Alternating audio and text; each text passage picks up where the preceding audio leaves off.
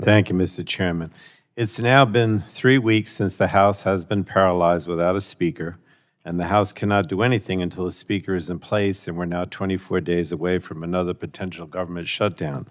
Now, last week, committee hearings were delayed for hours as Republicans held their conference, and today we see more of the same as we hold this markup in between the GOP conference meetings.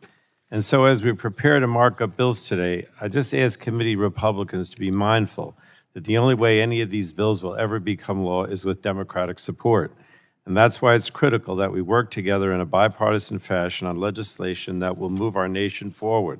And bipartisan cooperation means taking the time to come to bipartisan agreement, not rushing bills to markup before they're ready. It also means that there should be more Democratic bills being considered by the committee. Right now, only Mr. Getz's bill is being considered with a Democratic lead sponsor.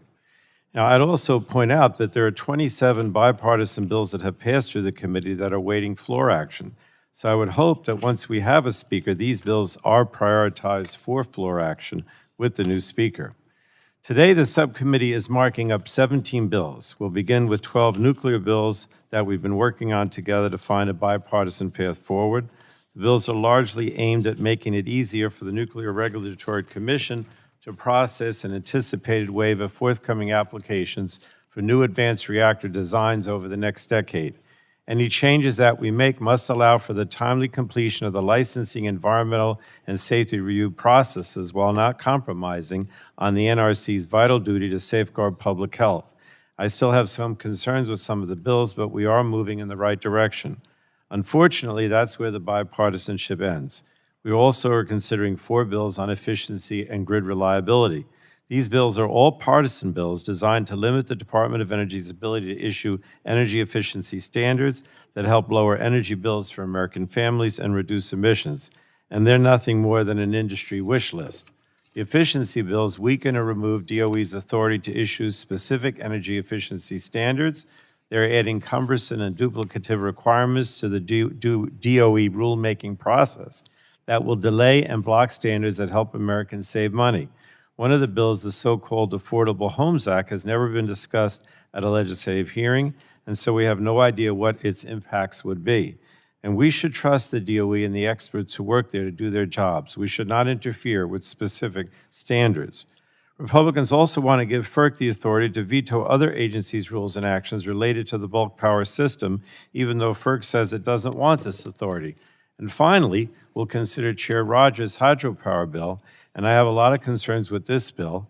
At our legislative hearing last month, the FERC witness said that the bill would exempt roughly 80% of hydro projects from licensing. The Council on Environmental Quality witness voiced concerns that the bill's exemptions would threaten the recovery of fish populations. And we did not hear from tribes or resource agencies, which are both vital voices in this conversation. Now, the Republican majority only reached out to discuss this bill 2 days before the markup was noticed. Despite my concerns, Democrats are interested in having a conversation on a bipartisan path forward on hydropower licensing, but forcing this bill through the subcommittee today makes that conversation much harder. So let me just say, before I yield back, Mr. Chairman, I appreciate that Chair Rogers, wants to have activity on the committee, both hearings and markups, while this speaker chaos continues. But I just think we have to be mindful of the fact that we have so many bills that came out of this committee bipartisan that need to move on the floor, and now we're just adding more to the list. I mean, we could end up having 50 bipartisan bills to move to the floor. And I just hope that when the speaker chaos ends, that we can work on a bipartisan basis to try to get these bills moved on the floor.